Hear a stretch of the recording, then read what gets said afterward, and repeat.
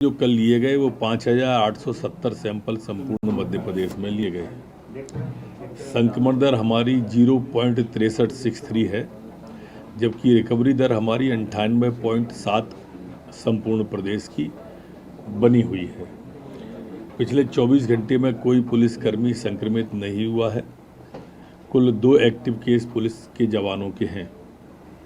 कल जो वैक्सीनेशन हमारी मध्य प्रदेश में हुई वो 21,746 लोगों को वैक्सीन लगा है। अभी तक कुल जो वैक्सीन लगा है वो 11,83,26,163 है। जी, मंडला के मामले में सरकार पर गंभीर आरोप है। देखो क्या है कि राजनेता का काम समाज के अंदर फायर ब्रिगेड की तरह होना चाहिए। अगर कोई चिंगारी उठ रही है, कोई भ्रम फैल रहा है, तो उसे समाप्त करें, बुझाएं। पर पिछले कुछ दिनों से देखने में आ रहा है मध्य प्रदेश के अंदर ये 2 नेता ऐसे हैं, माननीय कमलनाथ जी और दिग्विजय सिंह जी, जो चिंगारी लगाने का काम कर रहे हैं। बुझाना चाहिए, वो लगाने का काम कर रहे हैं। अब मंडला की घटना का आपने पूछा है, मंडला के अंदर घटना क्यों हुई, कैसे हुई, जरा जानकारी तो ले लेते। अपने विधायक आपके 2 हैं, उनसे ले लेते। आपकी पार्टी की एजेंसी होगी, उनसे ले। वो पारिवारिक घटना है, जादू तोड़ने को लेके घटना हुई, अपराधी गिरफ्तार हो गए, लेकिन पहली सवेरे ही ट्वीट कर दिया कि आदिवासियों पे अत्याचार हो रहा है। अब ये समाज के अंदर घृणा फैलाने का काम, खरगोन के अंदर आपने देखा होगा, झूठा डाल दिया मस्जिद के ऊपर भगवा फहराते हुए। क्या था वो? दिग्विजय सिंह ने जो ट्वीट किया था, क्या समाज में विद्वेष फैलाने का काम नहीं है ये?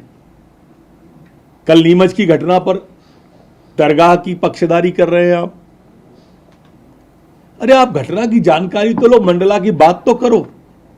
मैं निंदा करता हूं इस तरह के कृत्य की जो समाज के अंदर विभाजन का काम करना चाहते हैं। घटना हुई और निंदनीय थी और गिरफ्तार भी हो गए। कमलनाथ और सोनिया गांधी की मुलाकात थी दिल्ली में। दरअसल क्या है कि कभी राहुल बाबा से भी मिलने कमलनाथ जी अच्छा लगेगा उनके कांग्रेस के कार्यकर्ताओं को।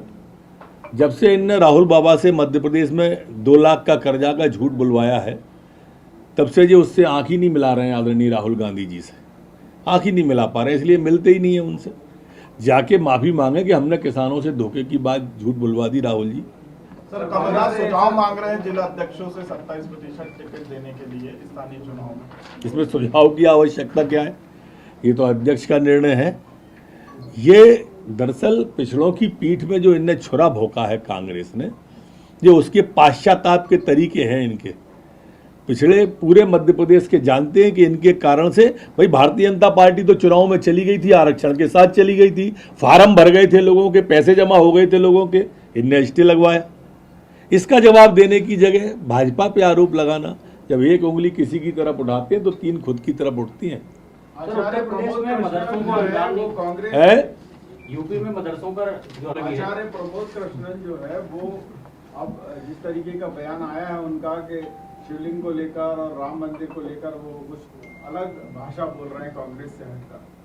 कभी कभी व्यक्ति अंतर्मुखी हो जाता है और अंतरात्मा की आवाज सुन लेता है। कांग्रेस में कम लोग हैं, पर चूंकि आचार्य हैं ये, तो शायद अंतर्मुखी होकर अंतरात्मा की आवाज सुनी होगी और आत्मा ब्रह्मांड में प्रवेश कर गई होगी। सर, कांग्रेस ने तय किया है कि अब जो लोकल नगरीय निकाय के टिकट जो होंगे वो स्थानीय कमेटियां करेंगे, जिले की कमेटी करेंगे। आपको लगता है ऐसा मुमकिन हो पाएगा?